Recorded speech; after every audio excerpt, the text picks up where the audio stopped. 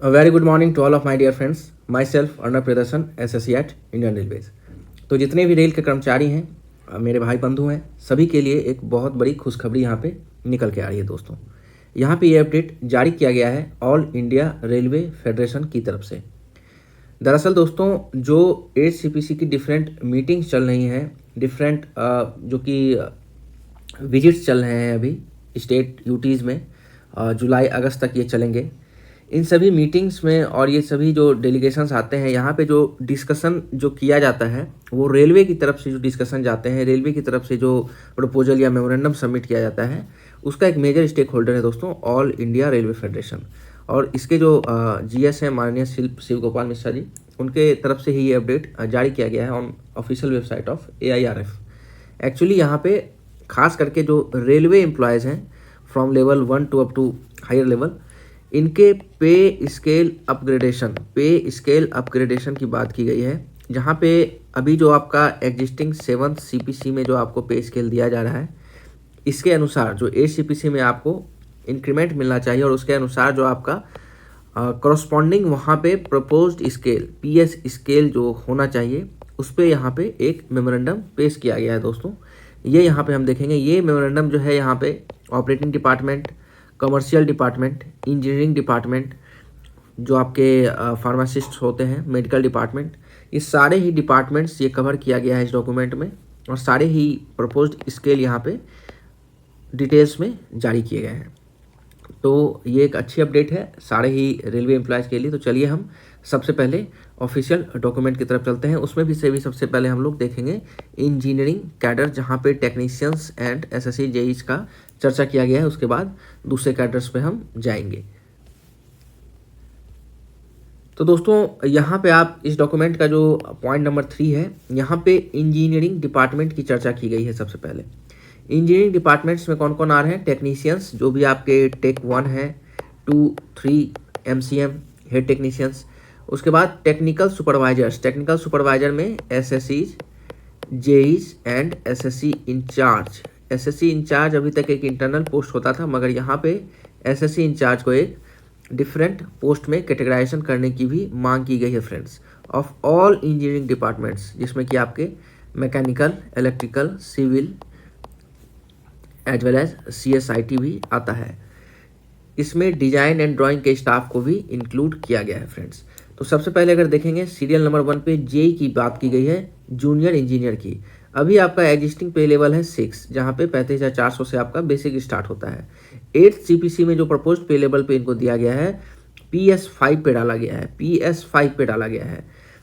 PS5 पे scale आपको सुनने में लग रहा होगा 6 से 5 हो गया, मगर नहीं, ये ड्यू टू सम मतलब कि न्यूमेरिकल कंस्ट्रेंट, जो कि आपको अभी भी SSC को वहाँ पे जैसे कि एक लेवल होता है 1 से 18 तक किया गया था 7 में, तो उसी तरह एक लिमिटेशन है न्यूमेरिकल लेवल पे। तो न्यूमेरिकल आपको ये वैल्यू कम लग रहा होगा, मगर यहाँ पे पे स्केल आपका बहुत अच्छा इंक्रीज हुआ है।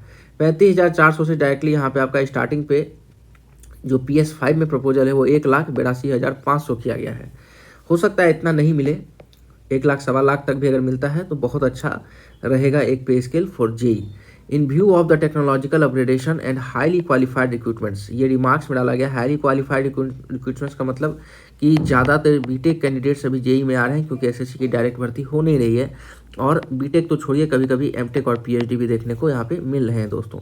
तो AIF परपोजेज फॉर हायर इनिशियल पे। अगला है हमारा senior section engineer. Senior section engineer अभी लेवल 7 में रहता है, 44,900 इनका इनिशियल पे होता है। PS6 में यहाँ पे डालने की बात की गई है, 2,15,100 रुपये इनिशियल पे प्रपोज किया गया है। यहाँ पे जो कि मैंने पहले ही आपको बात किया था कि SSC इंचार्ज को पहले एक इंटरनल पोस्ट होता था, मगर यहाँ पे एक एक्सटर्नल लेवल इनको दिया गया है। इनको रखा गया है न्यू स्केल, मतलब ये अभी तक कोई एग्जिस्टिंग स्केल नहीं था SSC इंचार्ज का, ये लेवल 7 में ही आते थे, मगर यहाँ पे इनको एक न्यू स्केल दिया गया है, that is PS7, proposed scale 7, to be decided by the pay commission equivalent to pay level 11। अभी जो आपका पे लेवल 11 चल रहा है 7th CPC में, उसके इक्विवेलेंट जो भी पे स्केल गणना किया जाएगा 8 CPC के लिए, वही पे स्केल यहाँ पे देने की मांग की गई है SSC इंचार्ज के लिए। They have already been provided level 8 and 9 in existing pay matrix under provision of railway board letter 155/222 2022। ये मैंने पहले भी डिस्कस किया था कि 4 साल के अंतर अंतर में इनको डिफाइंड प्रमोशन दिया गया है लेवल 8 और 9 में जाने के लिए। तो इसीलिए न्यू पे स्केल जो इनको लेवल 11 का मांग किया गया है वो जस्टिफाइड किया गया है दोस्तों। अगला बात करते हैं टेक्नीशियंस का। यहाँ पे टेक्नीशियंस की अगर बात करें फ्रेंड्स, तो सारे ही department except signal and telecom इसका अलग से प्रपोजल किया गया है। असिस्टेंट टेक्नीशियन जो लेवल 1 में भर्ती होते हैं उनको PS2 दिया जाने का मांग किया गया है। 83,200 इनिशियल बेसिक होगा। In view of the technical nature existing helpers to be redesignated as assistant technician, ये ऑलरेडी होना स्टार्ट हो चुका है एंड PS2 इनको जस्टिफाई करना चाहिए। अगला है टेक्नीशियन 3 लेवल 2 इनको दिया जाता है अभी 7 CPC में और PS3 की मांग की गई है 1,12,000 इनिशियल बेसिक। टेक्नीशियन 2 और 1 को यहाँ पे मर्ज कर देने की बात की गई है। लेवल 4 और 5 जो एग्जिस्टिंग है उसको मर्ज करके एक ही लेवल बनाने की बात की गई है PS4, जहाँ पे 35,700 का यहाँ पे डिफाइन किया गया है पे स्केल।